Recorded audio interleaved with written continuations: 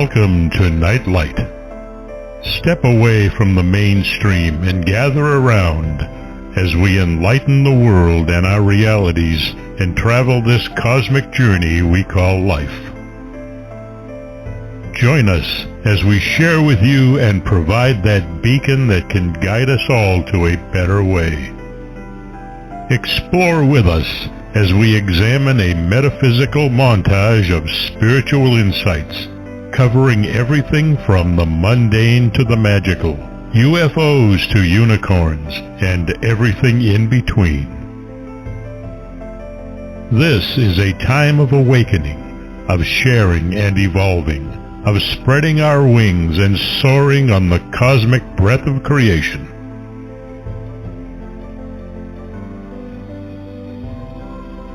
Come and join with other light-minded spirits as we weave our lights together to seek understanding, enlightenment, and, with a little luck, some wisdom. This is Nightlight, a reminder that you are never alone.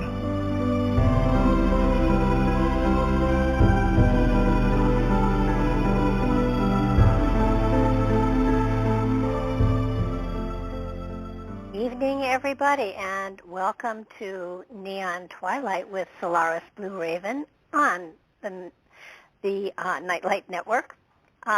This is a show that is was originally scheduled for Solaris BlueRaven to do by herself, but she kindly decided that it was more fun to have two people on it, so I got to talk with her a lot.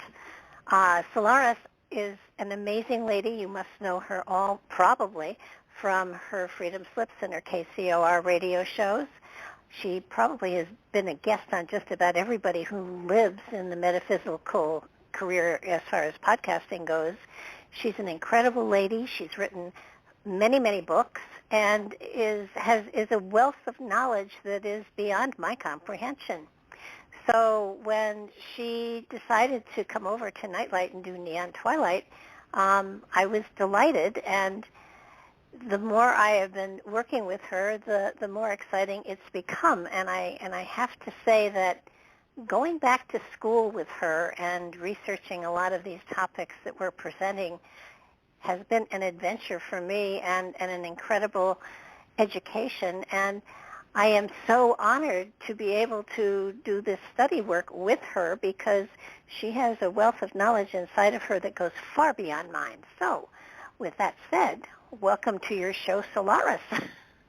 Well, thank you, Barbara, and that's a wonderful introduction. I don't know if I'm worthy of it, but thank you very much. And it's a pleasure to be here, and wonderful. I'm so glad we are doing this show together. It's a lot of fun as well on my end, so thank you.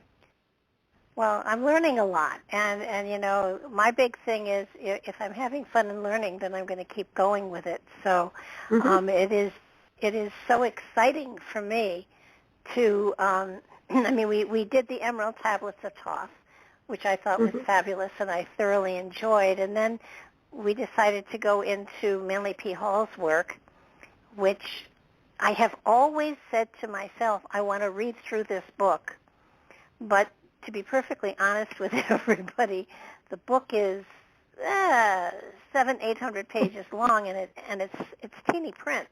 So the older I get, the smaller the print gets. And but going through this chapter by chapter with you has been enlightening and expanding to me, and I'm just so glad that we decided to do this because. And especially with tonight's title, because we're going, you know, through the chapter that deals with the life and teaching of Thoth Hermes Trismegistus. And I want to say that again, Trismegistus. It took me years to be able to turn my tongue around that. If I do, will Hermes turn up, and then we'll be in really great shape. Summoning. But yeah, it you know, and you know, I think, you know, we ought to let people know that we're we're drawing all of our material for these particular shows from The Secret Teachings of All Ages by Manly P. Hall. It's a book that should be in everybody's library. And, I wouldn't recommend somebody decide to tackle it and read straight through it because, you won't be able to grasp it all. But it's almost a lifetime. Seriously, yes. And when did you discover Manly P. Hall? Oh, gosh. Back in, I think I was about 18 or 19 years old, and I worked at a bookstore, yeah. Really got into just metaphysical books on occultism, and I was drawn to him. I was just drawn to his information on an occult spiritual side and started reading it. And I don't really think I really grasped everything, but it was something that felt good to read, so I just kept pursuing it. Well, he was born in 1901, so he was old. Not ancient, but old. And actually, he didn't die until, I think, 91, at least from the 90. Oh, 1990, I believe. Yeah, August 29th. Yeah. Unless it's wrong. But. So he's been compiling this material, and it's a wonderful lexicon. It touches on just about everything metaphysical you could hope for. Maybe not into the current fads, but as far as the solid foundational material that metaphysics is built on, it hits it all. And I'm very impressed by it because, we did the Emerald Tablets, which I thought was great, and that's really my only exposure to Thoth. And after reading this, The Life and Teachings of Thoth, Tahuti, however you want to pronounce it, it expands so greatly my understanding as to why he was such a big deal. Oh, yeah, absolutely. I mean, with the Emerald Tablets, it was, he grew up in Atlantis and he went to Egypt and he decided to, take them from being barbarians into highly evolved intellectual architects, astrologers, and so forth. But he was so much more than that. Oh, absolutely. Yeah, I think it gives you a precursor insofar as what we are as cosmic beings, too. It kind of dovetails into our cosmic ancestry in a different way. But puts you on the path, so to speak, on multi-layers. At least it did for me. Oh, gosh, yeah. And the one thing that, the thing that stood out to me that, every now and then there's something that kind of, waves the flag and says, pay attention to this, pay attention to this, pay attention to this, was the fact that he was also known in some circles as Enoch, which, of course, ties it right into the biblical stuff. And let me see, the one thing I wasn't able to highlight as much as I would like to, but the Book of Thoth here reveals to all mankind the one way, and for ages the wise of every nation and every faith have reached immortality by the way established by Hermes in the midst of the darkness for the redemption of humankind. As Thoth, as Hermes, as whoever, how many books did they give him credit for? I mean, or they tried to give him credit for. It was thousands, wasn't it? It certainly was. Well, it seems like it. Big influence, no doubt. And what you just read, I love that. That's very, very powerful and very universal on so many different levels. If mankind could just get it together on that field of energy, it'd be nice to see. Well, and in this particular article that we're going to pull from tonight, I mean, it does give you the steps. It explains to you how things came about without the religious dogma attached to it. And I think that's what, for me, is at the heart of this whole thing. Humanity as a whole, we're made up of hundreds, if not thousands, of different religious philosophical backgrounds. So if you take the religious aspect out of it and you look at humanity as a species without the religion, that doesn't mean that there's not good and bad and everything else in here, but the creation and the purpose of humankind, taking away the religious expectations, gives you a better understanding as to what the human race is here for. Mm-hmm. Oh, absolutely. And it's not, it's not to glorify a God. It's to glorify the God within. And that's what people don't seem to understand. And that's my newest soapbox. Well, it's a good soapbox to be on. I'll tell you what. I was just discussing it the other night on my show. We were talking about the Bible briefly, and it seemed like a book of magic, a book of spells and incantations, even though it doesn't read that way to most Christians. But it really is. It's a book of occultism. If you really look at it, spell work and putting people into a space of almost hypnosis. And I find that, you're absolutely correct. Without all the personal spin and control mechanisms connected to any religion, we move on to the next level, which is really about pure energy, pure light, pure consciousness. So, I think that's the solution, and obviously they did too. Well, I think my biggest question to people these days is that, we were created by pure love. We were given free will.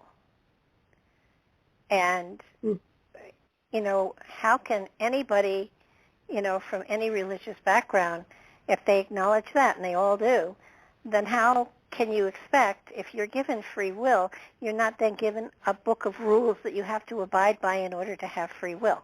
That doesn't make sense. Mm-hmm. Exactly. Free will is free will. Mm-hmm. Yeah. And that's universal. So, that's unlimited. Yeah, regardless of what planet we're on, and the illusion of it. And this is something they don't realize here on this world, especially when you look at the corporate control mechanisms and under the guise of governments. It's the whole construct, which doesn't honor universal free will. No. And there's only one way the spirit that we carry within is going to learn, and unfortunately that's by making mistakes. That's what we're here for. Actually, in many ways, we're here to make mistakes so we become a better spirit. And happily I can say I'm celebrating my free will by making mistakes all over the place. You're doing fine. Yeah. As an observer from afar. Yeah, trying to stay out of trouble now that I'm 77. It seems to me that by now I should be able to. Oh, thank you. That's why I love radio. That's a great number. Oh, esoteric. That's true. That's powerful. Oh, you want to even go? Let me give you even further. My birthday is 3344. Wow, fated, huh? Or you picked it before you showed up. I must have. I've never played it on the lottery, but I've been thinking about it. Good. To give people an idea as to what we're dealing with this Thoth material, do you have that first paragraph? In front of me, yes, I do. From the Life and Teachings of Thoth Hermes Trismegistus. Trismegistus. I love it. Did I say it right? Trismegistus, yes. Okay. I do have it. The one that starts with a thunder? Yeah, I thought you might want to read that to people to kind of give them an idea as to what we're looking at. Yeah, I think it's beautiful, actually. And it's funny because I just had a thunderstorm roll through, so how synchronistic. Anyway. How apropos, yes. Yeah, there you go. All right, so here we go. Thunder rolled, lightning flashed, the veil of the temple was rent from top to bottom. The venerable initiator in his robes of blue and gold slowly raised his jeweled wand and pointed with it into the darkness revealed by the tearing of the silken curtain. Behold the light of Egypt. The candidate in his plain white robe gazed into the utter blackness, framed by the two great lotus-headed columns between which the veil had hung. As he watched, a luminous haze distributed itself throughout the atmosphere until the air was a mass of shining particles. The face of the neophyte was illuminated by the soft glow as he scanned the shimmering cloud for some tangible object. The initiator spoke again. This light which ye behold is the secret luminance of the mysteries. Whence it comes none knoweth, save the master of the light. Behold him. Suddenly through the gleaming mist a figure appeared, surrounded by a flickering greenish sheen. The initiator lowered his wand, and bowing his head, placed one hand edgewise against his breast in humble salutation. The neophyte stepped back in awe, partly blinded by the glory of the revealed figure. Gaining courage, the youth gazed again at the Divine One. The form before him was considerably larger than that of a mortal man. The body seemed partly transparent, so that the heart and brain could be seen pulsating and radiant. As the candidate watched, the heart changed into an ibis, and the brain into a flashing emerald. Thank you. I think I said that. Okay. In its hand, this mysterious being bore a winged rod entwined with serpents. The aged initiator raised his wand, cried out in a loud voice, "All hail thee, Thoth Hermes, thrice greatest. All hail thee, Prince of Men. All hail thee, who standeth upon his head of Typhon." At the same instant, a lurid, wisping dragon appeared, a hideous monster, part serpent, part crocodile, and part hog. From its mouth and nostrils poured sheets of flame, and horrible sounds echoed throughout the vault chambers. Suddenly Hermes struck the advanced reptile with the serpent wound staff, and with a startling cry the dragon fell over upon its side, while the flames about it slowly died away. Hermes placed his foot upon the skull of the vanquished Typhon. The next instant, with a blaze of unbearable glory that sent the neophyte staggering backward against the pillar, the immortal Hermes, followed by streamers of greenish mist, passed through the chamber and faded into nothingness. You want me to continue?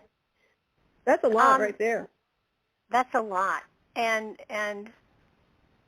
this is I'm not sure where that compiled by. I'm not sure if that paragraph was compiled by the priest whose initials were above it. Yeah, by Frater.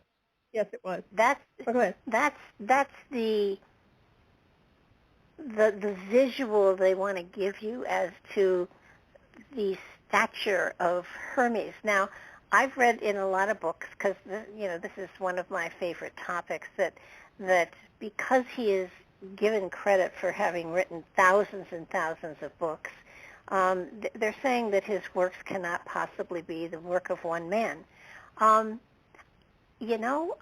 I think there was a Hermes. I think there was a gifted, talented, wise teacher that did all this. And I can be wrong, and maybe when I croak I'll figure it out. But I agree with you. I think there was too. They say that he wrote 20,000 books, and then somebody else said it was 36,000, and so it's tough because his work, the books that are attributed to him, are the basis for the Hermetica, which is where everything comes from. Right. Gosh, let me see. Somewhere it's I slide and it all swims by me. It's everything, from poetry to astrology to construction and architecture to you name it. Even alchemy. Yeah, it's all alchemy. If you look at it too, it's the messenger of the gods. So Hermes, the messenger of the gods, would make sense that he would be communicating all these different teachings and dispersing them throughout. Mm-hmm. Yeah, he was, the Jewish people knew him as Enoch, and he was also the Greeks. He later became Mercury of the Latins, and also, Hermes has taken on a different form in many different cultures throughout time, but he's been what is it? Hermes of all creatures was nearest to God and became known as the messenger of the gods. I am very comfortable with that. Above and beyond the fact that throughout time there have been other wise teachers that have come to the planet and have tried to help steer humanity in the right directions. Hermes seems to be the one that brought all of this knowledge to humanity and shared it with them in the hopes that they would follow the material and have a rich and prosperous life and evolve. Agreed. Yeah. Yeah, I don't want to digress for a second, but you remember Jason and the Argonauts, the old one, with Hermes, remember? The character. And he disappeared as mortal, but then he becomes this god. And I just find that's kind of the symbolism behind it and the illusion of, I would say, that this divinity connected in. Oh, yeah. Cosmic design. And I mean, he's also, my gosh, the Egyptians revered him. And that's basically where I think we pick up on him the earliest is with the Egyptians, in at least their hieroglyphs of Thoth, and there's I think in was it the 8th century is the very first written knowledge we have of the emerald tablets, and so he's been around for a very long time, and people, names, characters, they don't travel through time, through thousands and thousands and thousands of years, unless there's a purpose to it. And because he's been recorded in so many different religions, especially, Enoch and Hermes, and through the Romans and the Greeks, and it's just there's got to be something to this material, and I strongly recommend that people read through this material. It's not a whole bunch of pages out of Manly P. Hall's book. It's like maybe 20 pages at all, but it does give you an idea as to the bulk of material that he is credited with giving to humanity in the hopes that we could take the material and utilize it. And I mean, it's even that his work is even of importance to Masonic scholars and their initiatory rites. I mean, he's crept into all aspects of our lives without us really noticing it, and yet, we are influenced by his wisdom at periods in time that is very, very fascinating. And I keep thinking, I kept saying I know there's something more here, and there absolutely is, because he's been connected to alchemists and chemistry and just let me see.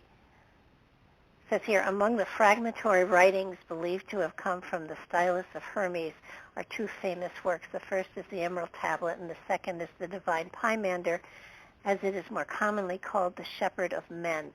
A discussion of, one outstanding point in connection with Hermes is that he was one of the few philosopher priests of pagandom upon whom the early Christians did not vent their spleen, since church fathers went so far as to declare that Hermes exhibited many symptoms of intelligence, and that if he had only been born in a more enlightened age so that he might have benefited by their instructions, he would have been a really great man. So this is another case of, they call it the Shepherd of Men.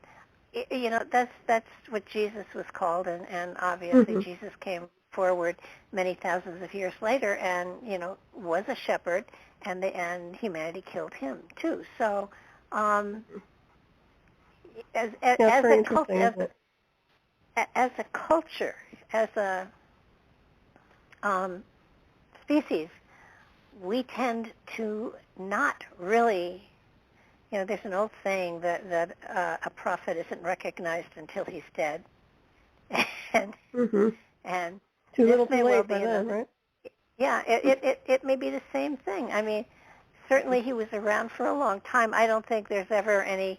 I don't think there's a record of his death, more that he just went into the ether and went on to other places, so that he hasn't died. You look at Jesus, you look at Buddha, you look at Zoroaster, you look at, any number of these wonderful teachers that were out there. They weren't appreciated. They were feared, and then for the most part destroyed. Some of them passed peacefully, but a lot of them were destroyed because of the fear about what they had inside them to share with humanity.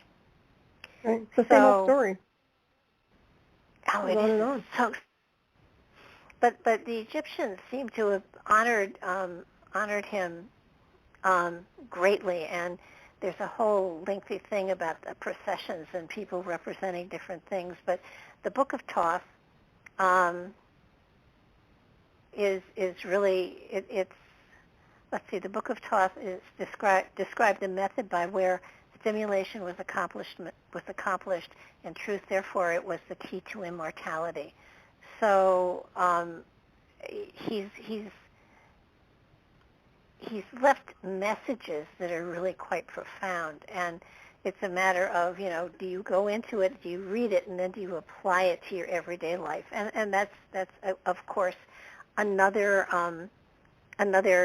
way of, yes, finding immortality, and it isn't as the person that you are now, but it's immortality of your spirit, and we both believe that the spirit is immortal, but not everybody does believe that.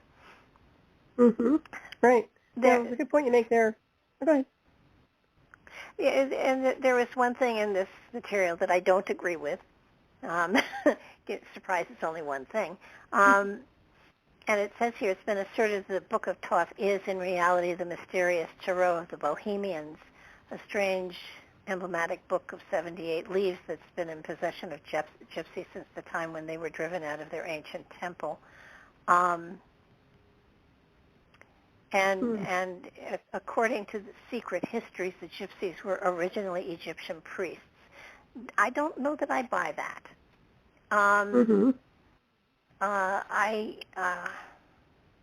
I know that some of the material I've read goes another direction, that originally the tarot was a game the gypsies took over and used for their readings and their divinations and prognostications.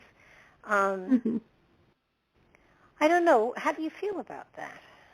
I'm not certain. I'd have to probably dive into it a little bit deeper. There's always these spin-offs when it comes down to initiation and mystery schools and even something as simple as the tarot. But it seems like its origins are a little bit different in my opinion. But I do know that they use a lot of alchemical ways, different types of alchemical designs to see the future and foresee on a more prophetic level. So it's highly possible.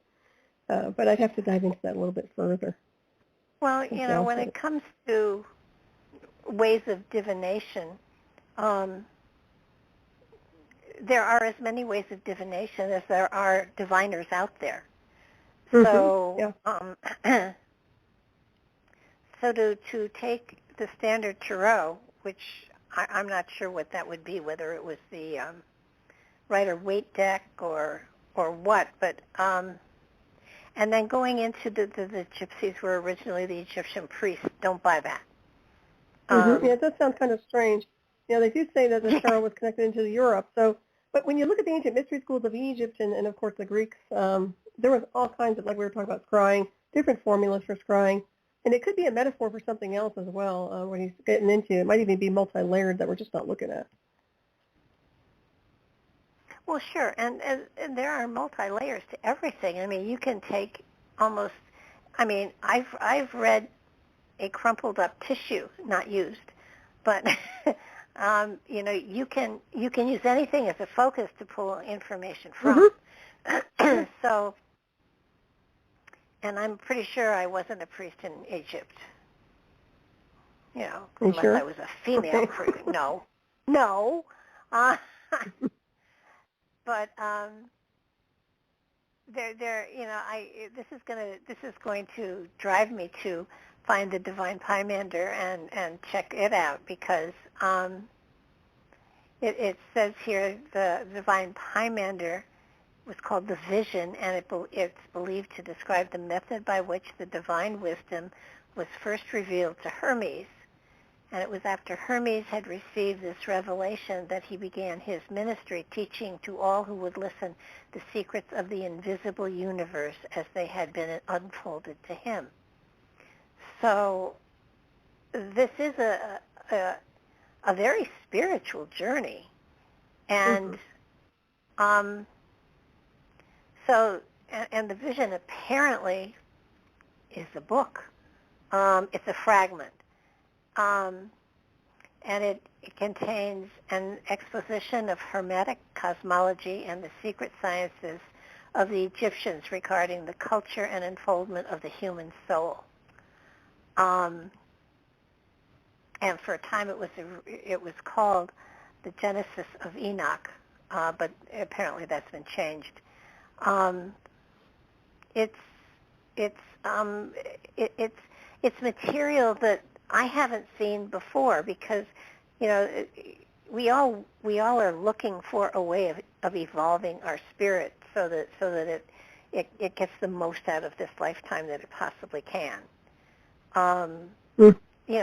That's the purpose of us being here, and it feels to me as though here it's sort of like this material has been sitting on bookshelves gathering dust for generations, and maybe it's time that we got sent back to not biblical references, but sort of the source to just understand how this evolution takes place.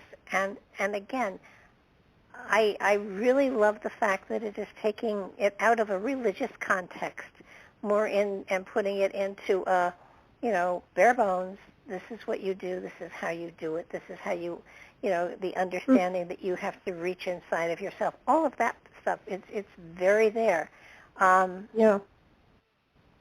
I like the way you describe the secrets of the invisible universe too, and I think you're reading from that same area. But listen to the secrets of the invisible universe. That says it all. I mean, really, it's just honing in on the unseen world.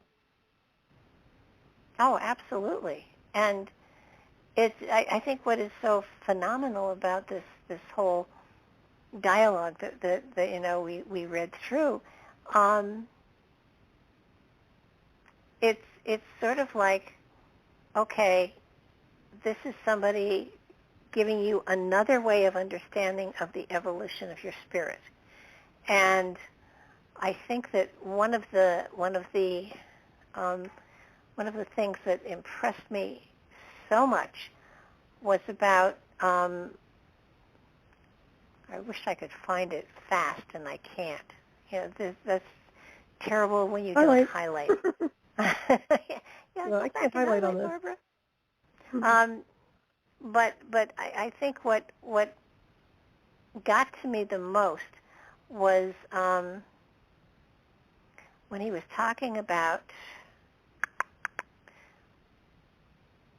evil, and it's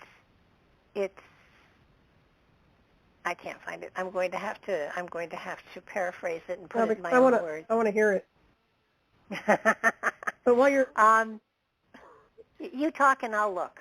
Okay, because I'm looking at something that I really I'm kind of scanning through some of this material as well. But there's some information that I think is interesting. That following the secret instructions of the temple, he gradually freed his higher consciousness from the bondage of his bodily senses, and thus released his divine nature, revealed to him the mysteries of the transcendental spheres. He beheld a figure terrible and awe-inspiring. It was the great dragon, with wings stretching across the sky and light streaming in all directions from its body. The mysteries taught that the universal life was personified as a dragon. The great dragon called Hermes by name and asked him why he thus meditated upon the world's mystery. Terrified by the spectacle, Hermes prostrated himself before the dragon, beseeching it to reveal its identity. And the great creature answered that it was Omenzres, the mind of the universe. Isn't that interesting? The creative intelligence and the absolute emperor of all. I don't know how far you want me to go, but I just think that's so powerful when I look through that. Oh, yeah, definitely. I think what and I can't find it.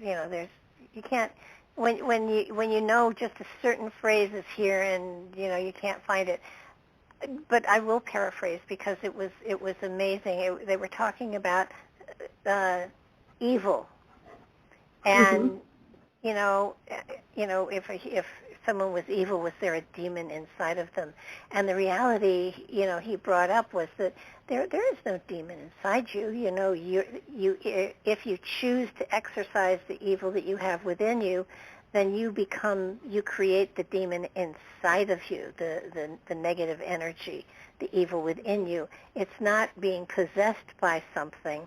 It is allowing yourself to become something that you had all along, but you chose to focus on, as opposed to, there's so many people talking about demon possession, but that's not what they're saying here. They're saying that if there is that aspect within a person, it's because they have generated and they have enforced that quality within themselves, that they become that. Mm-hmm. Makes perfect sense. So that it makes it your responsibility, not that, right. Yeah, it's an atmosphere condition almost. Yeah. Yeah. So taking responsibility for your own stuff. Yeah. And also like a tulpa too. Like it reminds me of a tulpa, amplification of the thought form. Yeah. And that makes sense to me. And it's sort of like there are so many people that go through exorcisms and figure that, okay, the evil's gone from me, I'm a good person now, and everything is all right with the world. But the conditions that created that energy within you, unless you have changed them, will recreate it again. Mm-hmm. Yeah, self-replication. Yep, I agree. Also cellular memory. There's a program running. Yeah. Yeah. And it's really it's amazing, because he goes into how strong. It says here, making their own self for evil each day increases it. Okay, so put to the wicked, environs, and covetous, I came not. This is the good, the positive. For such cannot understand the mysteries of mind. Therefore I am unwelcome. I leave them to the avenging demon that they are making in their own souls. For evil each day increases itself and torments men more sharply. And each evil deed adds to the evil deeds that are gone before, until finally evil destroys itself. The punishment of desire is the agony of unfulfillment. Oh, that's well said. Yeah. Makes sense too, doesn't it? Yeah. I just found it. It's kind of timeless, isn't it? I mean, when you think about the timeline this was written, it applies to every timeline. Mm-hmm.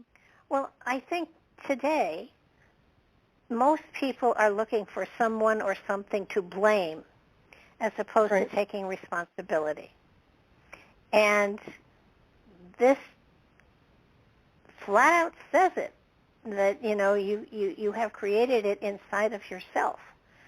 So, and I have to stop here sharply and say that if you take responsibility for having created whatever situation you're in, the only way you can deal with it is by dealing with it and changing the environment inside of yourself, so that that environment is pure love. And it's not something that happens overnight. It doesn't, you don't snap your fingers and say, I will be good and lovely in a Pollyanna. It's a practice. It's a routine. It's a mental focus, actually. And spiritual path working. Yeah. So that again, responsibility falls to the self, not to someone outside to exorcise you for one. I mean, there are people that, and for some reason, exorcism has me.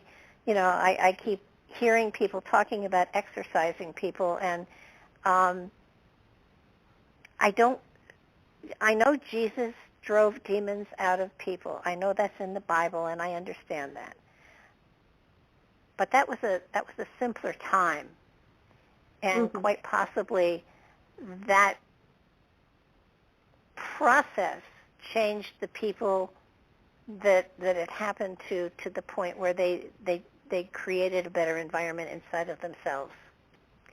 And it's kind of like a lot of things, I'll be convinced when I see something. Don't want to see a demon. I'm sure that someplace they exist, but But when it comes to something like this, I think it is inappropriate to say to somebody, I can heal you, I can get rid of what's inside of you, and you'll be whole and peaceful and beautiful again. I think that's not a good way to go, because you're telling somebody I can take away your problem, and you can't. Mm-hmm. So, I mean, I'll support you while you work through this. Fine, absolutely. I'll help you recreate a different atmosphere inside of yourself. Absolutely fine. I'll give you tools to work with. Absolutely. But to say I can wave a wand over you and get rid of something inside of you is inappropriate and irresponsible, in my opinion. Mm-hmm. Right. Well, it's also the healer, or whatever you want to call it, a facilitator. That's all it is. It's a facilitation, maybe to help calibrate the person for a higher field of energy, integrate whatever it is in. But it is up to them. It is up to the person to, whatever it needs to be resolved or transmuted alchemically has to be done within.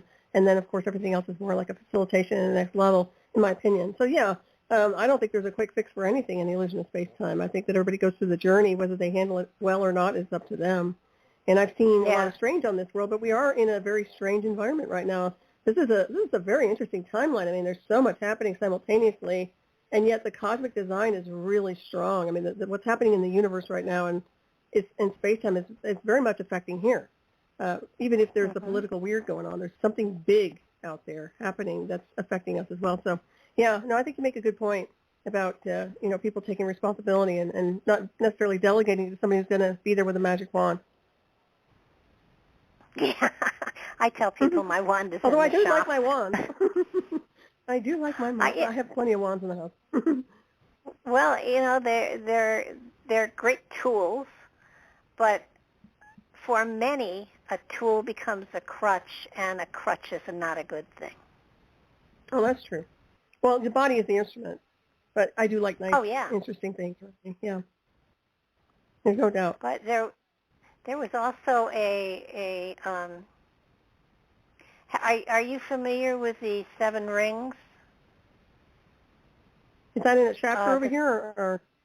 Yeah, the soul comes to a sphere or ring that on death he goes through, and it's really interesting. I'm not sure about, it's a lovely concept, and so.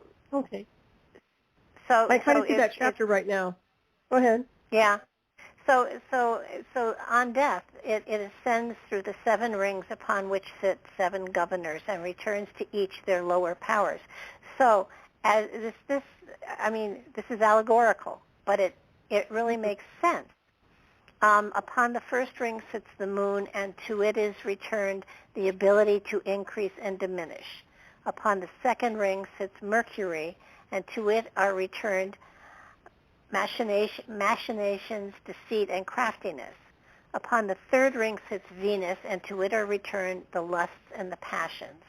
Upon the fourth ring sits the Sun, and to this Lord are returned ambitions. Upon the fifth ring sits Mars, and to it are returned rashness and profane boldness. Upon the sixth ring sits Jupiter, and to it are returned the sense of accumulation and riches. And upon the seventh ring sits Saturn at the gate of chaos, and to it are returned falsehood and evil plotting. Then, being naked of all accumulations of the 7 rings, the soul comes to the 8th sphere, namely the ring of the 6 stars. Here, freed from all illusion, it dwells in the light and sings praises to the Father in a voice which only the pure of spirit may understand. Behold, O Hermes, there is a great mystery in the 8th sphere, for the Milky Way is the seed ground of souls, and from it they drop into the rings, and to the Milky Way they return again from the wheels of Saturn. But some cannot climb the 7-ring bladder of the rings, so they wander in darkness below and are swept into eternity with the illusion of sense and earthiness. That's beautiful, and in my opinion, that's very much accurate. That's when it comes down the Milky Way. Oh yeah. I think that it's very, very illustrative of what the spirit goes through as it Mm-hmm. transitions from physical into etheric. And I'm fascinated by the fact that, of course, there are 7 rings, 7 chakras. Mm-hmm. I thought the first thing that came to mind. Yep. and that each level is a level of density, and the etheric bodies, as they spread out from our bodies energetically, there are 7 of them, and each energy is of a denser energy.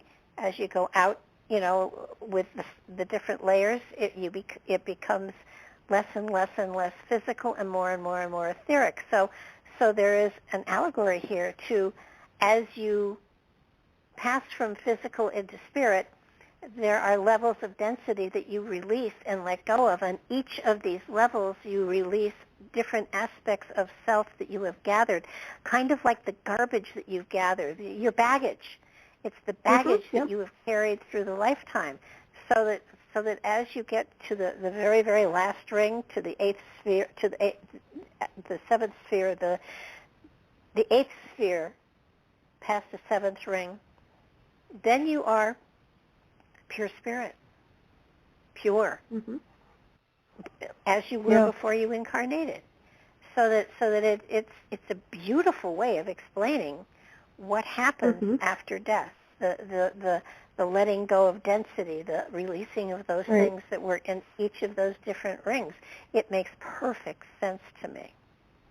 Yeah, it does. And it's interesting because most of the time while we're on this timeline or the illusion of the world, we should be working on dropping the density and fine-tuning the field and our energies so that the transition is a lot easier than it could, it could be a lot more harsh.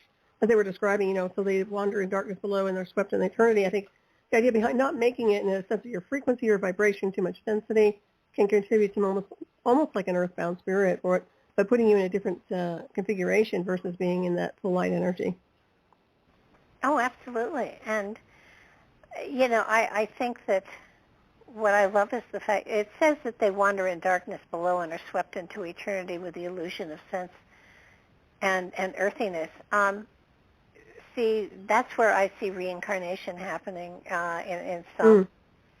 Mm-hmm. And I think we all reincarnate, some of us on higher levels, some people of higher levels. I don't want to include myself in there because that's not appropriate. But it's kind of like, for instance, suicide. People who commit suicide are reincarnated immediately.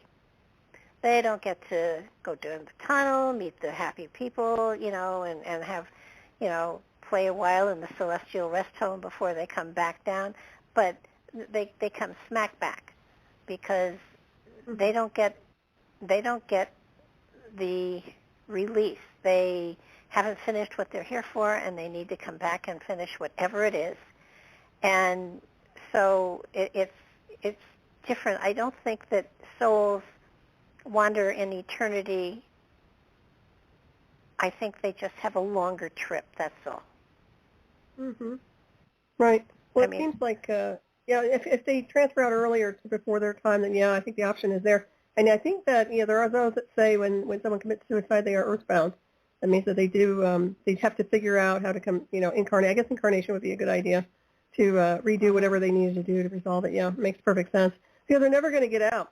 And what's interesting is that when they do, say they do something like that, it's like they're stuck in a field until they decide to make a move. And usually that move is only back here, so to speak, or something similar. Yeah. Well, you make an excellent point. It doesn't mean that the reincarnation happens on this plane. It could be in another dimension. It could be on another planet. Yep. I'm walking. Right. I'm kind of drifting away from the fact that the Earth is the center of the universe. that there are oh gosh, I hope not. Plenty of places where we can go to evolve, and I know it's been said that Earth is the only place where souls physically manifest, but I don't think I buy that anymore. I think souls manifest in lots of different places. I agree. We come from the stars. No, I just don't buy that at all. Yeah. We go anywhere, I think. In my opinion, we can go anywhere. But you have to know how to traverse the galactic highway. And I think this is one of the things with his works. It's speaking to the initiate on a lot of different levels. Yeah. And that doesn't mean you need to be a big initiate of some kind of a secret society. It just means that you're initiated into the cosmos. You have a relationship with creation and understand multidimensional fields and how the universe works. Mm-hmm. That's true. And there's another paragraph. It's just so cool. It's something that Hermes preached, which of course is Thoth, Tahuti, or Thoth, or however you want to pronounce it. O people of earth, men born and made of the elements, but with the spirit of the divine man within you, rise from your sleep of ignorance. Be sober and thoughtful. Realize that your home is not in the earth, but in the light. Why have you delivered yourselves over unto death, having the power to partake of immortality? Repent and change your minds. Depart from the dark light and forsake corruption forever. Prepare yourselves to climb through the 7 rings and to blend your souls with the eternal light. Change your minds. Yes. Beautifully said. And what I love here is change your minds. This is an intellectual process. It's one of the it's a place where spirit and intellect work together to create the pathway for immortality. Absolutely. And that applies right now because people are surrendering into death and darkness, in my opinion. And this is about immortality, choosing that path, choosing the higher path. And fear. And fear. And I think what we've seen in humanity of late is a great deal of fear, and it's, people call them false flags. I call it, fear, stirring up fear, making people so frightened that they close down and they don't think. And it's happened over the last year and a half. I foresee it going on for at least another year or two. Well, they're trying. Yeah, they're trying. Well, there are fearmongers out there. They're constantly confusing, and with especially the pandemic, you never know what to believe. There's so much going back and forth and back and forth and back and forth, and there it is. And we all bought into it. We all spent a year isolated, and somebody said that they were going to try to close us down again come in the fall. I don't believe that will happen. No. That's not going to happen. It's not going to happen because I think most people will probably not tolerate it. Plus, there's some other things happening, in my opinion, that might intercept that, cosmically speaking. But, yeah, I think they're trying. Give them an inch, they'll take a mile. And if they're about control and manipulation and just keeping people in a stasis for control, mechanisms and purposes, I think you'll find that going on. But, the points that we're making here tonight are very significant because it is about that and coming out of the darkness into the light in a sense of transmuting, but becoming that immortal being we are.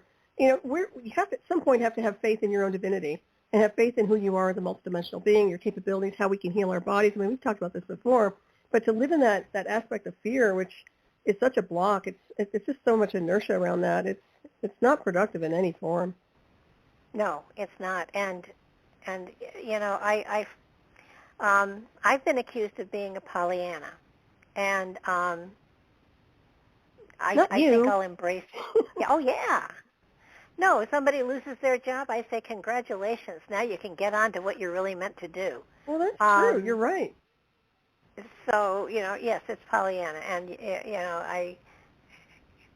to me, I think one of the important things in life is, of course, light and love and laughter. And, with that trinity I'm fully in favor of. Love, light, and laughter. If you can get those 3 qualities working in your life will be blissful. And I don't care where you are, who you are, whatever. And, we've talked a lot about the light and of course, light workers, light bearers, light whatevers. People talk about the light, but I don't think they really understand what the light is. It's enlightenment. It's seeing truth for where it is. It's understanding that the pathway that you're on and the reason that you're on it and all of the wonderful things that have been lined up for you. This lifetime is a learning situation, but it doesn't have to be painful. And exactly. unless you choose to, and if pain is your thing, go for it. But not. I think most of what happens to most people, and this is just my philosophy, but when somebody is in a mess and nothing is working for them in their lives, then they need to kind of isolate themselves and get a hold of themselves and start loving themselves, because usually when all hell is breaking loose, and if you feel, like the world is against you, the reason of that is that you don't love yourself.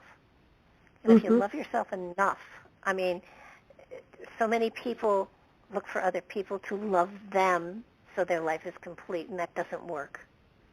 So that, sooner or later it falls apart. Codependent. Agreed. Yeah.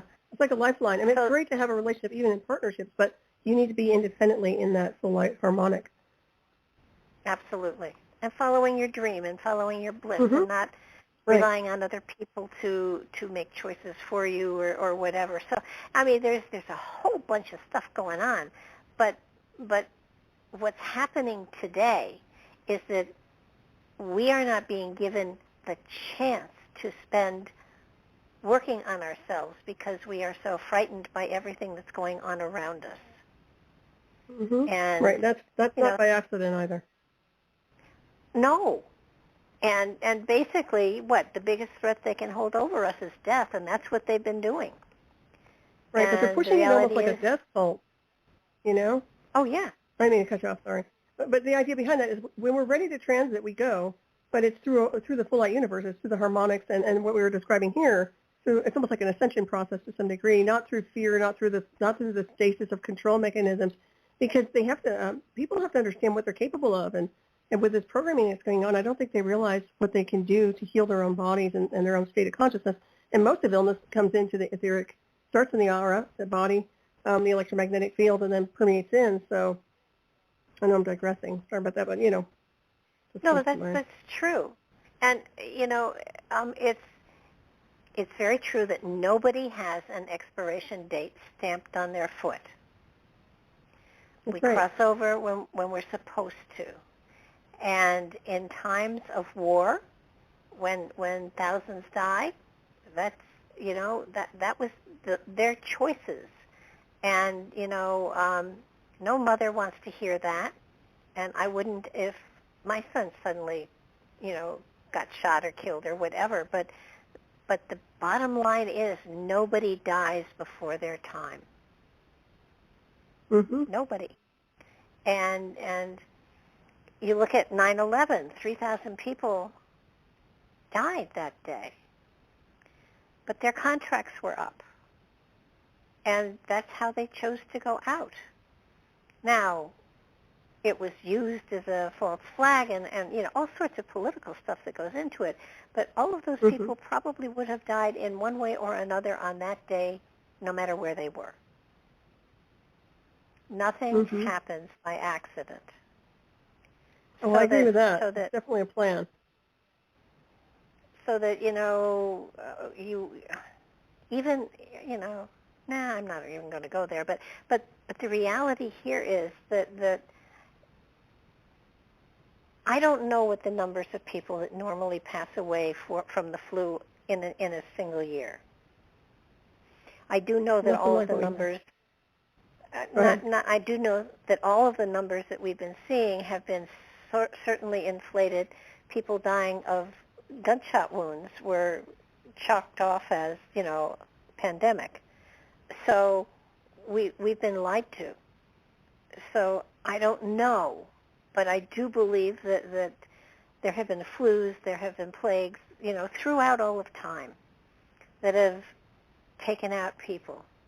And it was appropriate, and that's what was meant to be. And if a member of my family had gone, I would feel terribly cheated. I would be mourning. There's no doubt about it.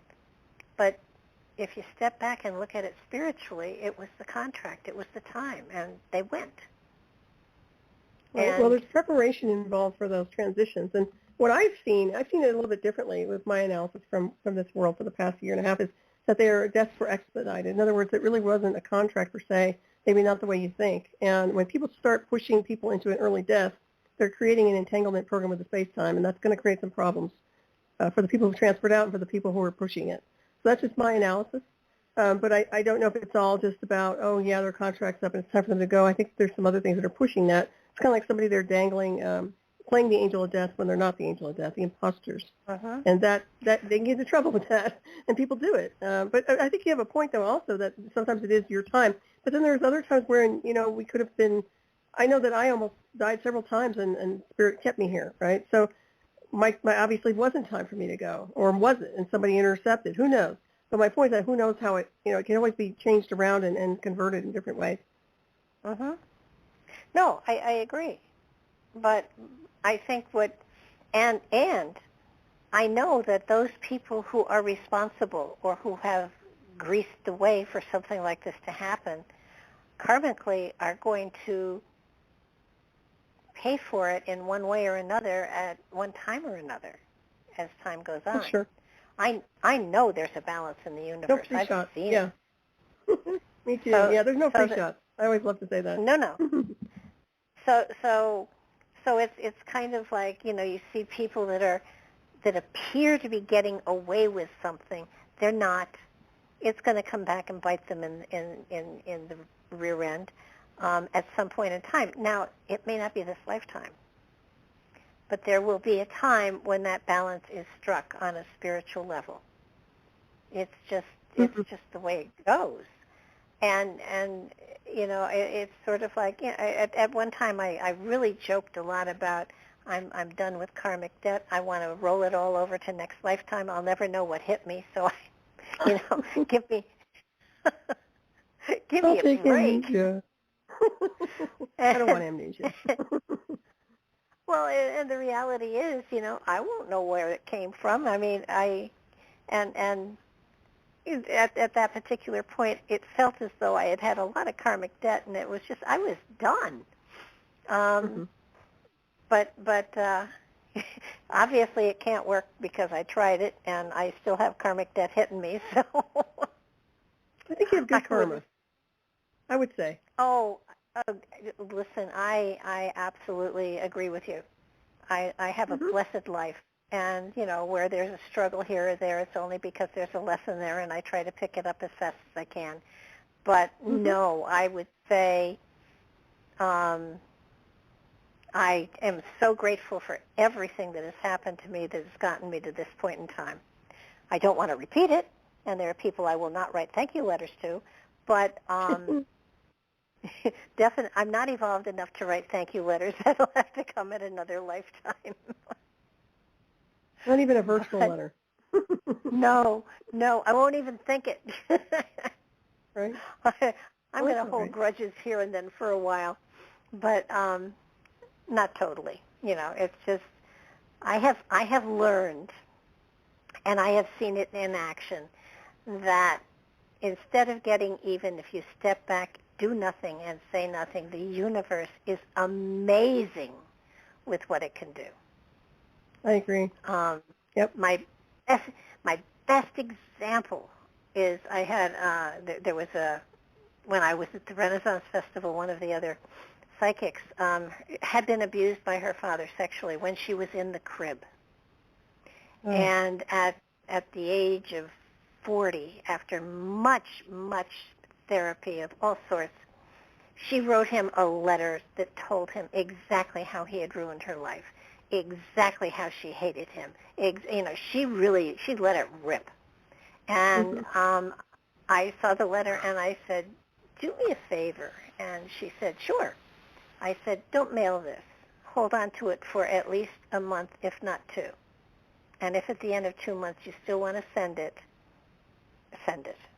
But, it's going to emotionally sting him, but won't really hurt him. And it feels like you're trying to get even, and I think the universe has something more in store. A month later, her father came down with prostate cancer and died painfully of prostate cancer. And she the next time I saw her, she gave me the letter. She said, we're going to burn this together. She said, the universe did a much better job than this letter ever could have. Yeah, Madam Karma. Yeah. Well, she almost petitioned the universe by writing it. And that's another thing. That's almost like a ritual, even though she didn't really perform it as such. But putting it into the ethers in general, even if she didn't deliver it, it went out there. It was sent. It was petitioned to the cosmos, in my opinion, anyway. Well, I agree with you there. But I also think that instead of, hurting his feelings, the universe took care of balancing the scale. Mm-hmm. Sure. So yeah, she did a good job, Madam Karma. Yeah. Yeah, it does happen. So there are times when I have been wronged, and much as I can think of lots of vicious ways to tell someone off or get even or whatever, I remember that, and I think, if I just keep quiet, if I just back off, the universe will take care of this, and there will be a higher justice that is served than what my ego could do. And if I get in the way of that, it might not be delivered. So yeah, personal will versus universal law. Yeah. Yeah, that old saying of want and need. I want to get even. I don't need to get even. The universe will take care of it. But I would give it to the universe. Yeah. But sometimes you really want to get a good zinger in before you move on. I'm pretty fierce. I'm a warrior spirit sometimes too. With that fire Aries. So definitely, combat's my thing. Even though I don't like it, I can be that warrior. There's no doubt about it. Well, yours is more for protection rather than attack, though. Yeah, definitely. More like the Valkyrie, yeah. Yeah. So it feels to me that that's another thing that I think most people have to understand. It's okay to defend yourself. That's appropriate. But absolutely. Not necessarily ambush and attack. That no, maybe not. Although it might feel good sometimes. Right. Someone who taught martial arts, I can tell you, yes, protecting and shielding yourself and situation awareness is always good. Body, mind, spirit together. Oh, absolutely. I think it's appropriate to defend yourself, but not go on the attack, and to let the universe take care of what's appropriate. And, frankly, sometimes when, I can only speak for myself, when I get hurt feelings, it's my ego that wants revenge, not my spirit. And when I become aware of the fact that it's my ego that has been bruised, my ego heals well. A Band-Aid here, a Band-Aid there, it'll heal. But my spirit, it's like my spirit is kind of like, for heaven's sakes, move on. Right, and the spirit is it's a pure energy, pure light. So, there's no contamination there, in my opinion. It's more like an atmospheric condition on a lot of different levels too. People just tend to absorb too much drama, and then they utilize it differently. Some people channel it properly, other people don't. And I think that this, dialing back into this particular piece of work, which is phenomenal, is really what he's showing us is the answer is all within the unseen worlds of the cosmos and being calibrated to that field of energy in our state of consciousness, which makes all the difference in the world, how you live. Oh, absolutely. I love to one of the last paragraphs. It's about the vision of Poimandris. The sleep of the body is the sober watchfulness of the mind, and the shutting of my eyes reveals the true light. My silence is filled with budding life and hope, and is full of good. My words are the blossoms of fruit of the tree of my soul. For this is the faithful account of what I received from my true mind, that is Poimandris, the great dragon, the Lord of the Word, through whom I became inspired by God with truth. since that day my mind has been ever with me, and my own soul it hath given birth to the Word. The Word is reason, and reason hath redeemed me, for which cause, with all my soul and all my strength, I give praise and blessings to God the Father, the life and the light, and the eternal good. So this goes back thousands of years. Mm-hmm. And when you get that kind of wisdom from thousands of years ago, that kind of material has been taken up and utilized by major religions throughout time. Mm-hmm. And I think possibly going back to the source of the wisdom, as opposed to religions to me have become corporations. Yep. And so they're no longer serving the soul, but they're serving themselves. Exactly. So if you go back to the source, if you go back to reason, if you go back to the mind, if you go back to utilizing the tools that you've been given throughout time, it makes for a better life and a more positive journey through time. I agree. And that's, I think, the message here. Let's see, Hermes asked if all men did not have minds, and the great dragon replied, the great dragon being, of course, God, take heed in what you say, for I am the mind, the eternal teacher. I am the father of the word, the redeemer of all men, and in the nature of the wise, the word takes flesh. By means the word, the world is saved. I, Thoth, the father of the word, the mind, come only unto men that are holy and good, pure and merciful, and that live piously and religiously, and my presence is an inspiration and a help to them. For when I come, they immediately know all things and adore the universal Father. Before such wise and philosophic ones die, they learn to renounce their senses, knowing that these are the enemies of their immortal souls. Interesting that thought, to renounce their senses. How are they enemies of the immortal soul? How are our senses the enemy? Is it that they keep us grounded? What is it? Mm-hmm. Right. Well, that's interesting. Well, it's how you perceive your own environmental condition, I suppose. Yeah, the soul is eternal. The soul is etheric. And so you're having Thoth speaking of, he's the father of the word, and yet that is not the head honcho. Mm-hmm. So that there is an energy above him, I guess is what I want to say. Mm-hmm. So that the Father of the Word, the Redeemer of all men, and the nature of the wise, the Word takes flesh. So instead of, in the beginning there was the Word and the Word was God, this is a different word, I guess, huh?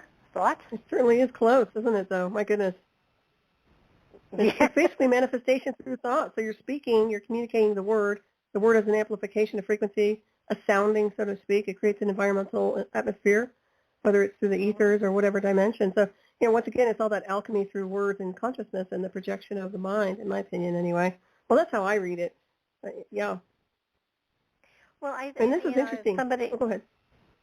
Somebody once said to me that words do not begin to live until they are spoken. Agreed. You can think that. I think they have power when you're meditating, but when you're projecting your voice and you're sounding through your tonals, I think that makes a whole different thing happen, personally. Absolutely. I think that's why they're trying to shut everybody down, Go ahead. It's kind of like a thought. A thought is wonderful inside your head, but until you write it down and engrave it into the physical reality, it doesn't begin to work. Yep. Exactly. Yeah, it's pretty powerful. It certainly does mirror a lot of religions, though, but without the spin. It's really nice to see. I had no idea there was this much material here. Oh, I know. And it's in depth. I mean, like I said, there's so many layers to it that, once again, it's just like the other book we were reading with the Halls of Amente. There's so many levels that you really have to, like, triple look at so many different things. Very, very powerful. Very powerful information. It's very healing, too. Once again, it's that same energetic, but it's the same frequency of the same being. Oh, yeah. When you think about it. Okay, I so definitely here. like the Hermes. Go ahead. Yeah, the Hermes asks how the righteous and wise pass to God, and this person replied, that which the Word of God said, say I, because the Father of all things consists of love and light, whereof man is made. If therefore a man shall learn and understand the nature of life and love, of love and light, then he shall pass into the eternity of life and light. So you have to learn about it in order to embrace it, become it, and pass into it. Right. Yeah, it's like an initiation to some degree. It is. It says here now, then Hermes desired to know why men should be deprived of immortality for the sin of ignorance alone. And the great dragon said, to the ignorant the body is supreme, and they are incapable of realizing the immortality that is within them. To the ignorant, the body is supreme, and they are incapable of realizing the immortality that is within them. Knowing only the body, which is subject to death, they believe in death because they worship that substance, which is the cause and the reality of death. Manifestation of thought, yeah. So they believe it, therefore it is. Yeah. Cool stuff. And it's interesting because when I look at these timelines and everything that we've looked at through history, words have been hijacked. I know we've talked about this before, but words, belief systems, terminology gets hijacked and redirected when, in fact, it's meant for something else, and sometimes it gets diverted into a different type of an agenda, so to speak. And I think that's where the contamination comes through with ritual and mystery schools. This is another good quote here. He who through the error of attachment loves his body abides wandering in darkness, sensible and suffering the things of death. But he who realizes that the body is but the tomb of his soul rises to immortality. Yeah, I like that. Very beautiful. Me and right too. on. This is good stuff. It's just so profound on so many different levels.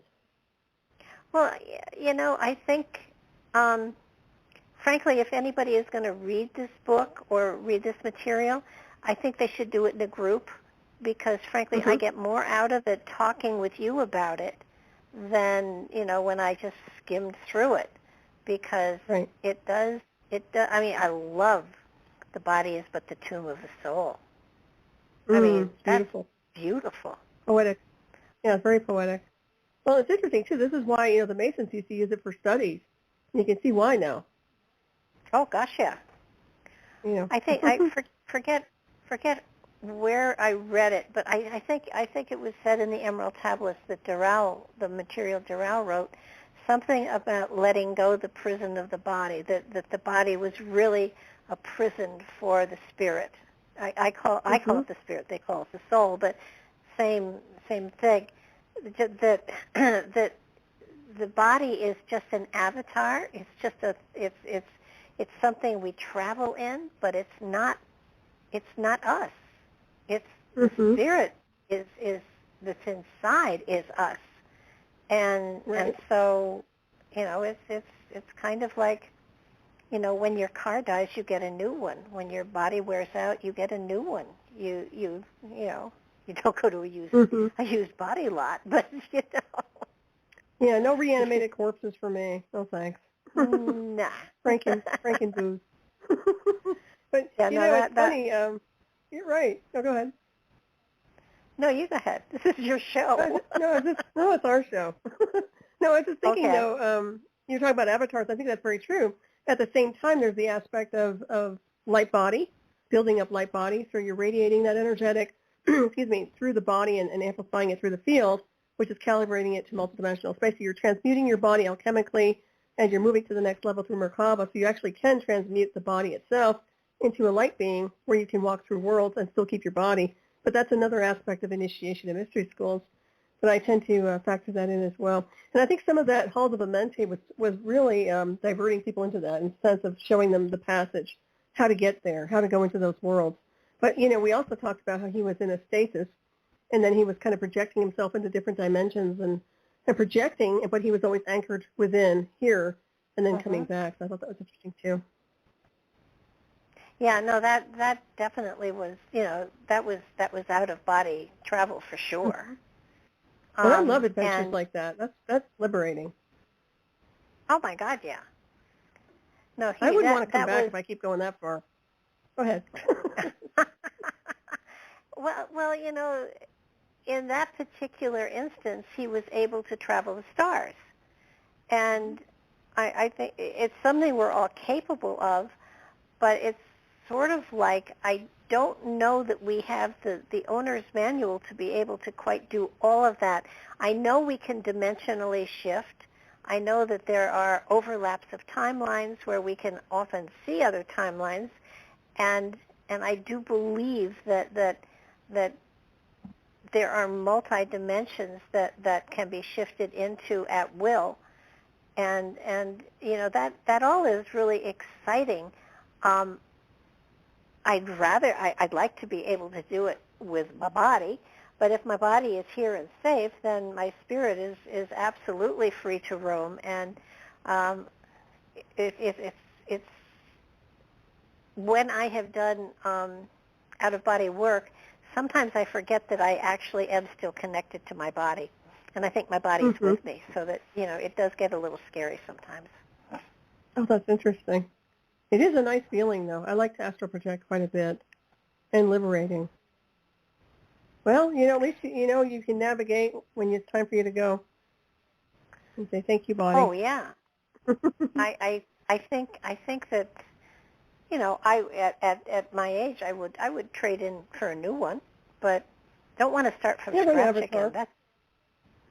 You can make. Well, in my opinion, I'm a firm believer that we exist multidimensionally. In other words, we have this suit here, but we exist in multidimensional space simultaneously, and with that comes another form or an aspect of us in another field, and it could be very much close to this one. So I look at it like that as well.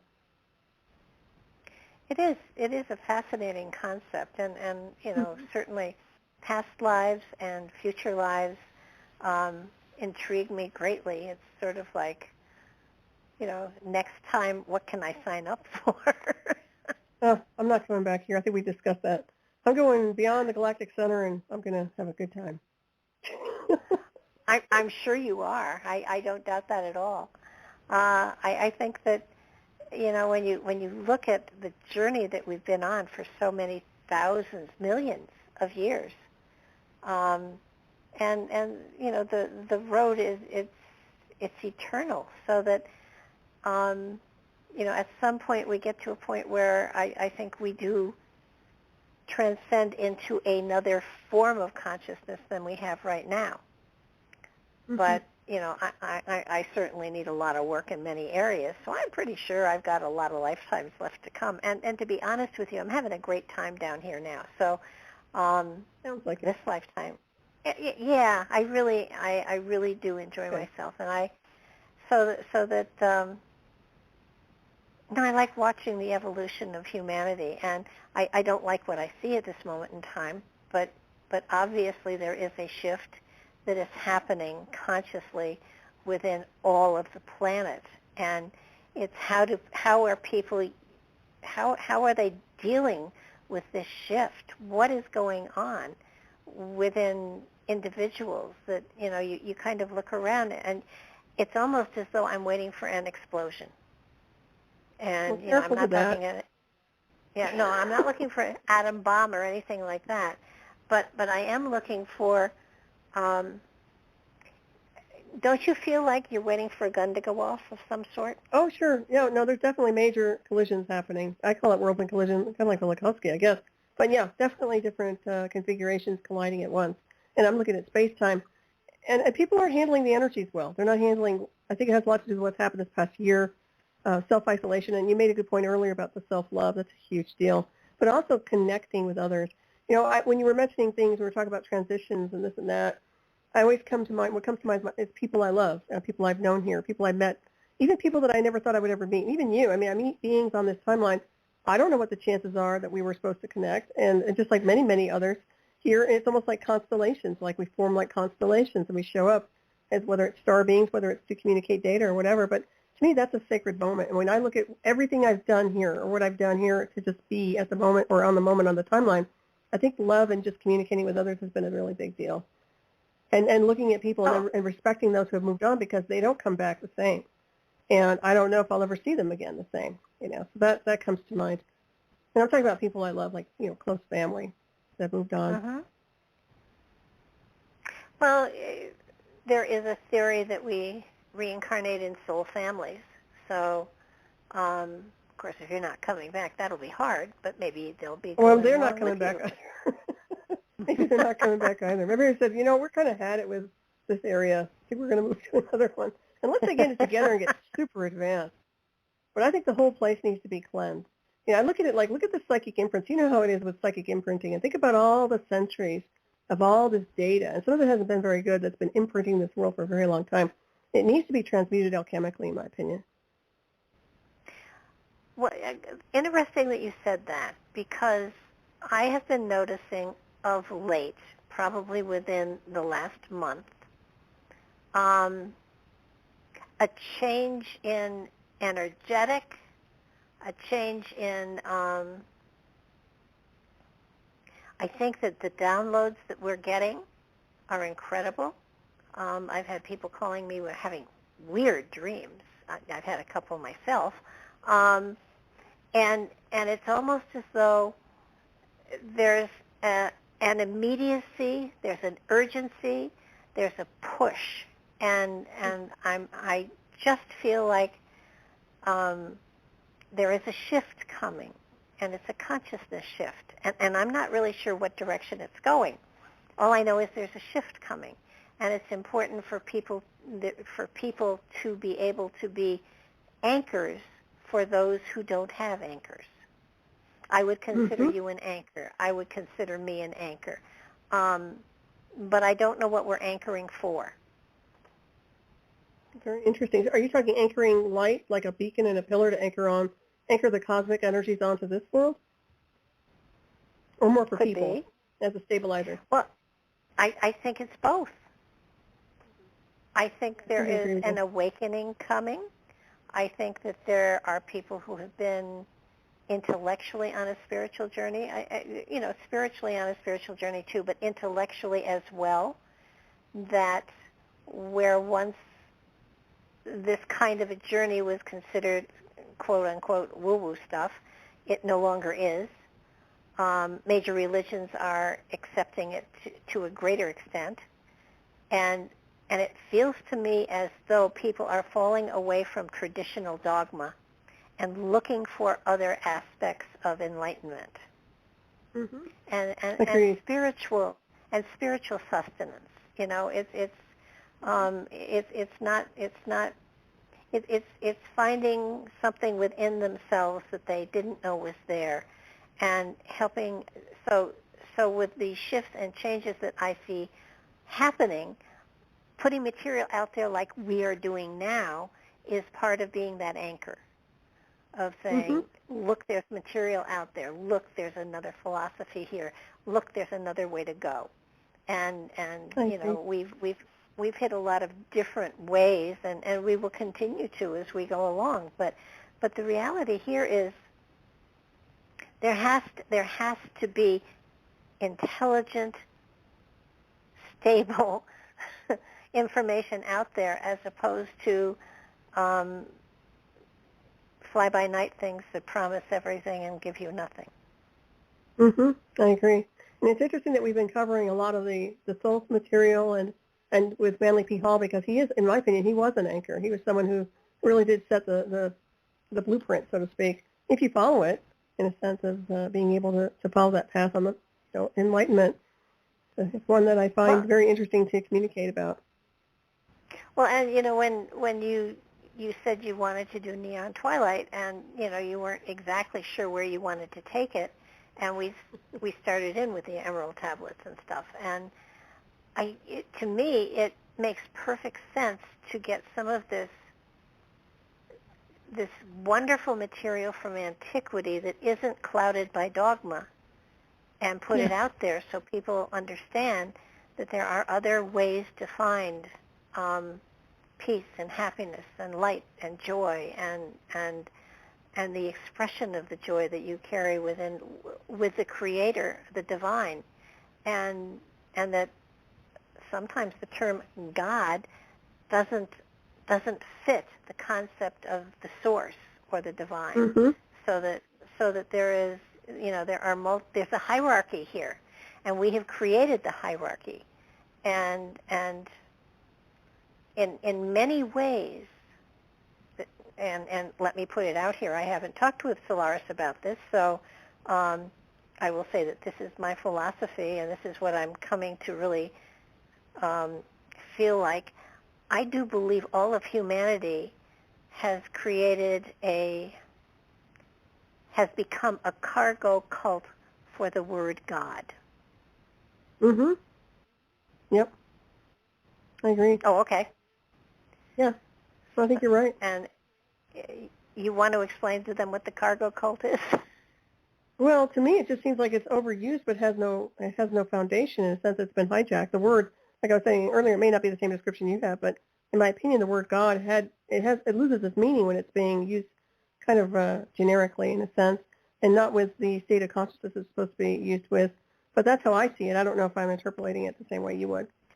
Well, I think probably. I think, and cargo cult was created in World War II in Patagonia, where the U.S. Went to a particular island in Patagonia and created an airstrip and flew in all sorts of amazing food and stuff for the natives, and they had never seen planes, and they had never seen a lot of the material that were gifted to them by the Army. And then, of course, after the war, the Army left, and they missed the planes, and so they created a cargo cult where they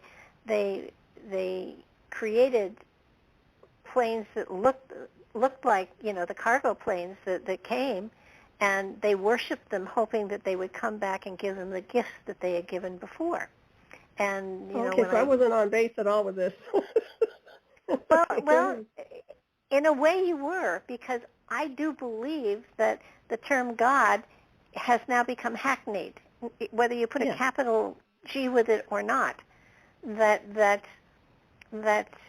we're looking at, if you're looking at the biblical one, which has the bad God in the Old Testament and the good God in the New Testament, to me, that is not the source of creation. That is a part of a religious dogma that humanity created to give them something to look at and pray to, so that they could ask for help from beyond. And in doing that, they negated out the fact that God was within them, and that's where they should have gone to for their source. And then that quote-unquote God became a corporation that decided to control the masses. Mm-hmm. And so in a way, religions became a cult. Yeah, definitely. And they are corporations, like you mentioned earlier. No doubt about that. Which is a shame, because, like I said, it loses its potency. Spirit, I like to use spirit or source creation, but, it's not like I don't like the terminology God, but it has been bastardized to such a degree, it's unfortunate. And people don't understand the message anymore. I don't think they ever got the message, quite honestly. It was diverted before they could even get their hands on it. It reminds me of, I've always mentioned King Arthur and the Holy Grail, because I always love that analogy of just drinking from the Grail of Spirit, drinking the Holy Spirit, whatever, the Shekinah, life force, whatever, to build your life force and realize how empty people's lives are until they get connected to that creator source energetic, which is really divine. And I think that's a good analogy in a sense of seeking and acquiring that type of energy to help them evolve and ascend into their own divinity. And being part of co-creation. I mean, we are co-creators even if we don't acknowledge it. Oh, yeah. And I mean, I like where we come from. I wish that they would teach the language of the stars, quite honestly. I don't think they do. So we try. Yeah. Well, it's so interesting to see where all of this is taking all of us. And, we're on an incredible ride. And in many ways, it feels to me that we've become deluded by what people are telling us are the truth, and not really looking for what the actual truth is. And at this point in time, I have to be honest with you, I don't trust anything, because that's okay. It appears that the word truth no longer exists out there in a political system anyhow, and so it's sort of like I've turned off radio stations. I don't read newspapers anymore. I don't either. I'm Gnosis trying. is different though. You have the Gnosis, so you don't need them. And it's true. There's so much polluted data that you can't even utilize it. It's like a computer input output. It's all garbage. So you can't use it in your computer system, which is your brain. So. Yeah. No, it's really getting to the point where I even look at how old material is that I read to decide whether or not I want to, garbage in, garbage out thing here. So, I'm going more towards Manly P. Hall material. I'm looking at material that has been around for a longer period of time, because it holds for me a greater richness in many ways than some of the new philosophies, new thoughts that are out there. I agree. And they just regurgitate a lot too. I mean, not to poo-hoo on authors, but there's a lot of regurgitation. It's cookie cutter, copy and paste, the same message but maybe converted in a different formula. And whether that's done on purpose or it's done by accident, I'm not saying they're all bad, but I would say this is organically raw spiritual energy and information, in my opinion, and I like that. Well, I think the one thing that in my spare time, if I can figure out where it is, I really want to draw up a chart, because the story of the Bible, the story of the Old Testament, Jesus, and the New Testament, it has been a story that's been told over and over and over through time. And I want to investigate a lot of the Greek and the Roman and the Sumerian and the Akkadian. There are similar stories that go towards, virgin birth, 12 apostles, crucified, comes back to life. And I want to draw up a chart, because this is not a singular story. This is a story that has been told over again and again and again and again and again throughout time. Right, right back to Osiris and Egypt and. Oh, yeah, absolutely. That is totally the Egyptians and the Sumerians before them and the Akkadians as well, and the Coptics. I mean, the Coptic Egyptians. I mean, this is a story that is not unique unto the time frame. So is it a story of reality, or is it the repeat of a story that bases a religion on? And don't get me wrong, I believe Jesus exists. I mean, I believe he was a wise man and a wise teacher, a phenomenal person. And the Son of God, the same way we're daughters of God. But I think it's important that people understand that we are repeating history over and over and over and over again. Yeah. We're repeating history in how our culture is going. We're repeating history in the way that we are evolving as far as the United States as a country. We are repeating history. And, there's a saying out there, I don't know who said it, it's not original to me, but it's, if you don't pay attention to history, you are doomed to repeat it. And I Right. feel That's so we true. I feel we are repeating history here. Mm-hmm.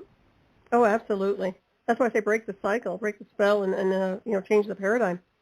Because it is. It's almost like it's inverted. It's almost like it's just going backwards. Everything is going backwards. I don't care for that because I'm more of a forward kind of thing. But I see it. I see the repetition. I see the programming.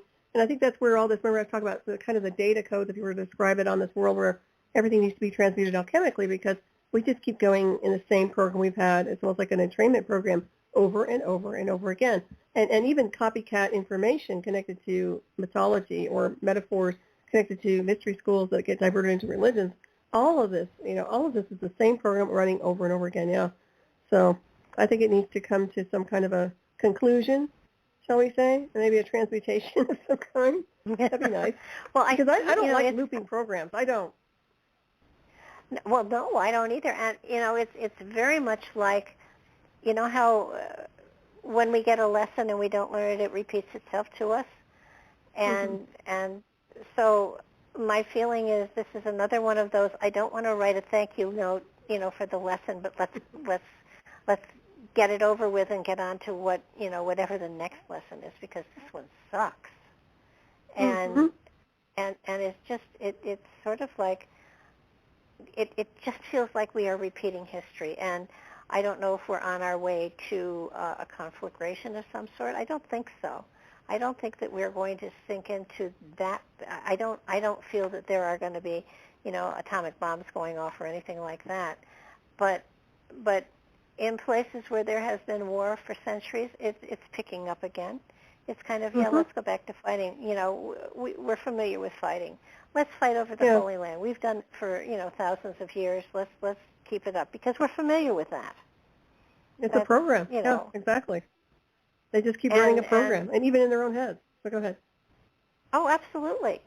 And, this country is so new. It's only a couple hundred years old. And my feeling is if we don't do major changes, this country won't survive. No, it's not. I think they're designing it to actually implode, to be honest with you. I think that was their plan all along, and it's it seems like it's gone through a really dark spiral the past few months. Observing it just as a spy bird, I can tell you I'm not real happy with what's happening here in this world, in this country, and it's very concerning. I was thinking about war games too, in that movie where the only way to win the game is not to play. Sometimes it's like that. You just can't get involved or entangled.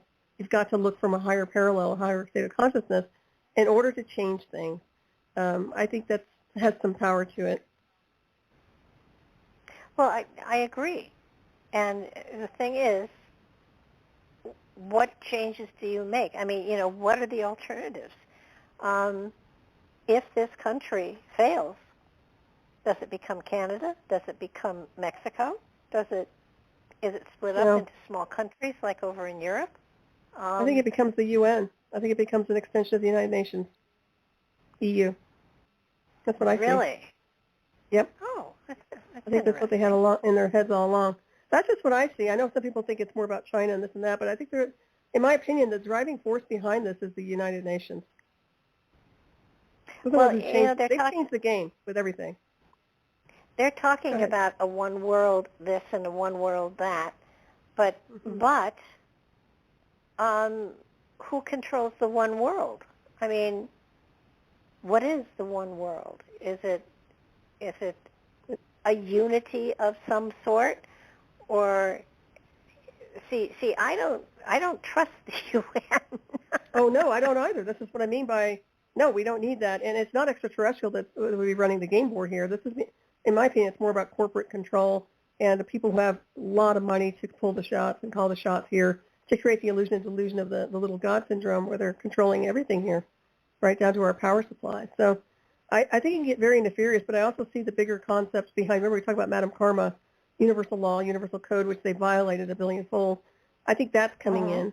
And whatever you're foreseeing in your own psychic radar is possibly connected to that, a big transitional intercept, so to speak. I think some other stuff will be happening. But I don't like where we're heading right now, and I don't know about you, but I have felt energetically that there is this almost like an acidic energetic in the atmosphere. I mean, it's like beyond radiation and microwaves. It's just strange. It's really, really weird. And that's just, outside my perimeter, environmental. Well, yes, I feel what you do, and what's interesting is it's not a spiritual energy. No, it's now, psychological. Yeah, for me. It's cold, and it reminds me sort of the Borg. You got it. 5 points. Oh. I'm making a joke about it, but it's really not funny. But no, I agree with you. I mean, I see it the same way in a sense. Yeah, it's almost like I used to call these things black umbrellas because they were like the encapsulation of this real heavy. It kind of, you could tell it wasn't a natural cosmic energy. It was something else. Oh yeah, no, it's not natural. That's why there's a spiritual energy around, and I can feel there's a sparkle in the environment, in the atmosphere. I can feel the sparkle of the energy that's going around, and then there's this other energy that has no light to it. Right. And this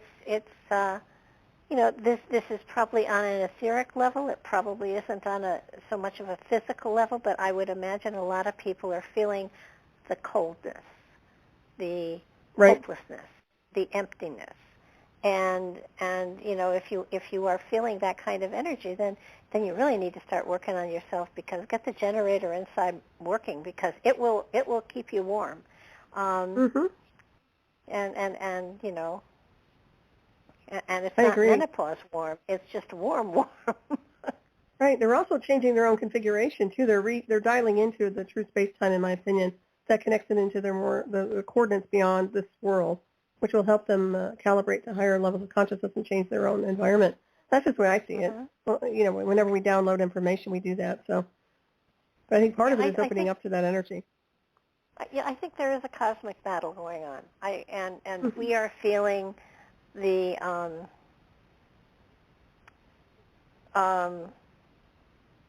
we're not cannon fodder, but we are in many ways, being what do they call it? We're there will be losses that have to do with this collateral damage. Collateral damage, yes. I think humanity, in parts of humanity, are going to be collateral damage of a cosmic battle that is going on. The Indian people had the Vimanas and the gods fighting in their skies and stuff like that, and there was collateral damage. World War II, Battle of Los Angeles. Oh yeah. There was collateral damage there on the ground. And most of there was life that was lost because we couldn't get through the force fields of whatever those ships had going on. But I think humanity is an innocent bystander to something else that is going on. That's just my opinion. Yeah, they're along for the ride to some degree. No, I agree with you on that. And I think that I always say that it looks like they're getting swept up in the net, like this big net. But I don't plan on being swept up in it, but I see it. And I think as part of getting away from it is to be aware, first of all, and also recalibrating to, like I said, the different configurations of consciousness, and being, just get out of the way if you can.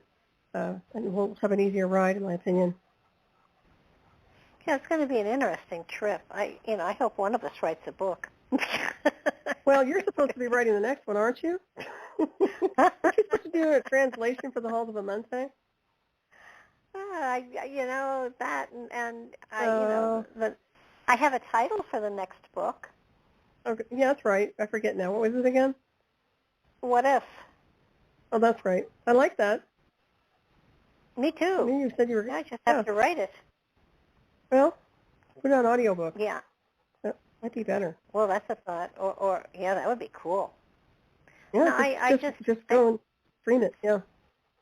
Well, actually, our shows are archiving very well. Maybe we could just pluck them all together and put that out there. Oh, highly possible, yeah. I'll be up for that. It's always a pleasure to communicate with you, and this is always a fun show. So I'm so grateful for you to be here. And thank you for having me on this network, too. It's fun.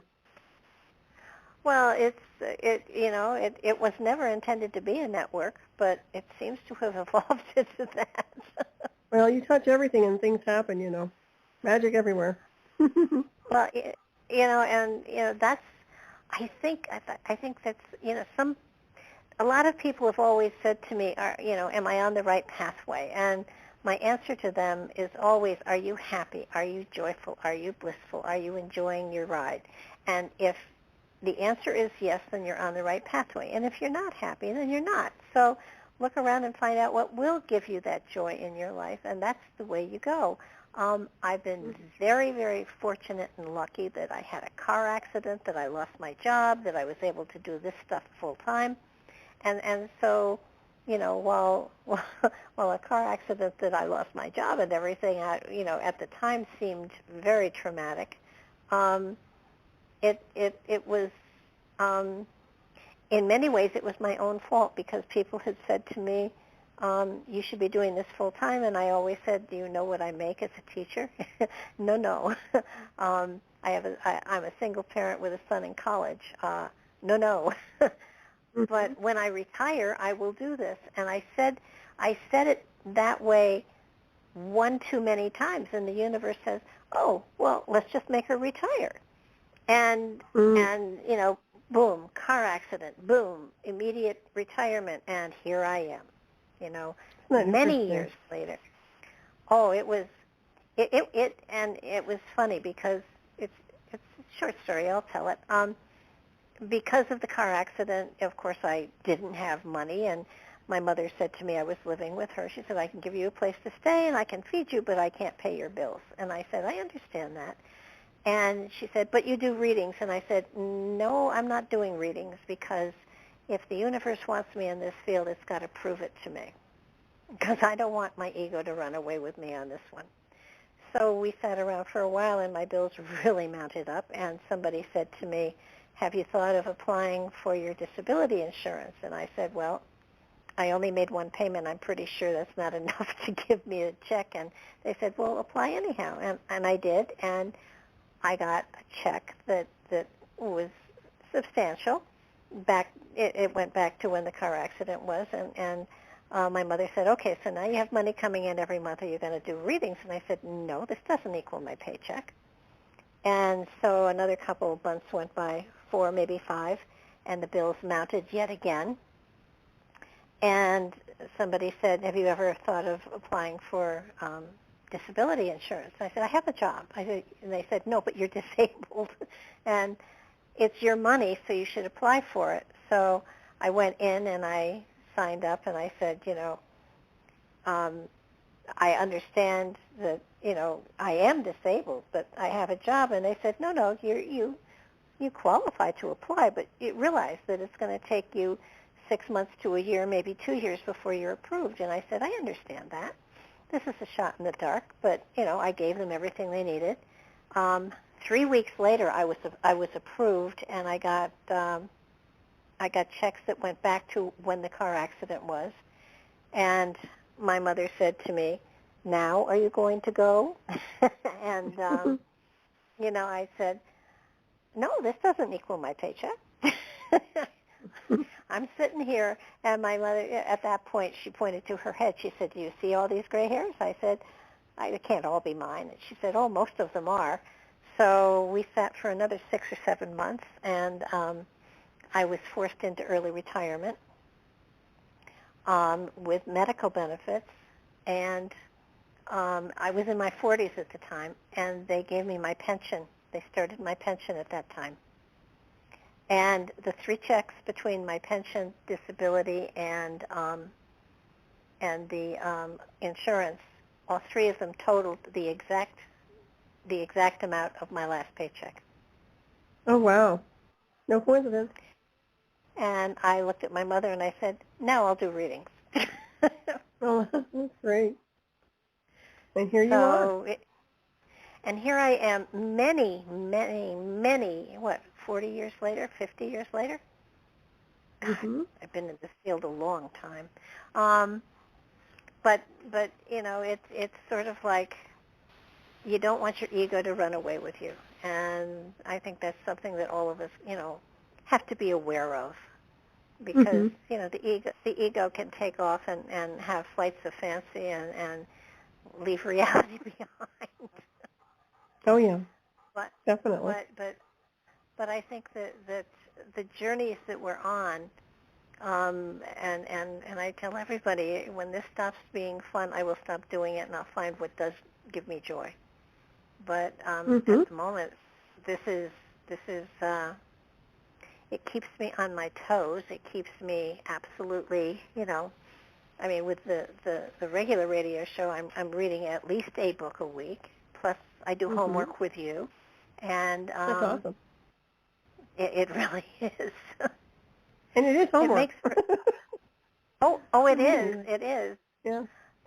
And yet I think that on top of the fact that you and I both learned from this, and I think that's the exciting thing for people to understand, absolutely. that we don't know it all. We're learning too.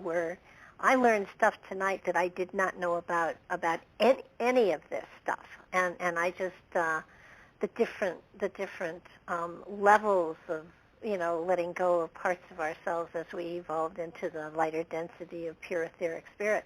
Beautiful stuff. It's a good reminder. It really is. And when you read it, it just rings true. There's so many levels of it that kind of activates you once again at the DNA level. At least it does for me.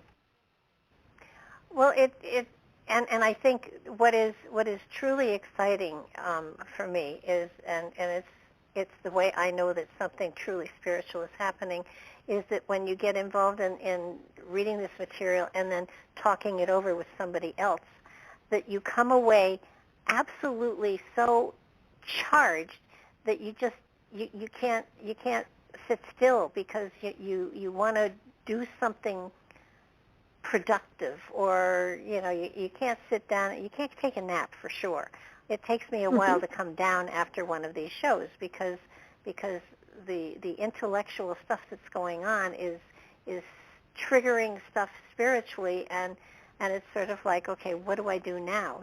I want to save the world, but where do I start? So right, food for the soul. Yeah, definitely. Absolutely. I just noticed the time. I know, we're almost done.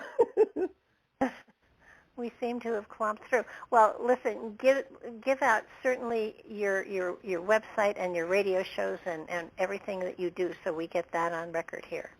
Okay, well, thank you, Barbara. This has been a wonderful show as always.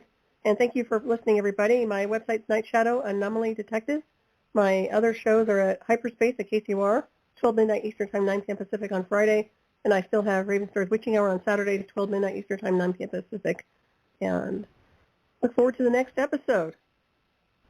Me too. We'll have to get together and figure out where we're gonna learn next. That's right. Ahead of time. Get my highlighter out. Yeah, me too. This time I figured out how to use the highlighter. We're going to be even better organized next time. There you go. Okay, well, good night, Solaris. Thank you so much. Good night. My pleasure. It's been a total pleasure being with you and sharing our time with the audience. And check this out on YouTube. It's going to be out there. And if you like what you see, please subscribe. That's how we know you're there. Look for us next month. Last Sunday of the month, Solaris and I are going to get our highlighters out and educate ourselves and each other, and hopefully put material out there for all of you. Good night, everybody.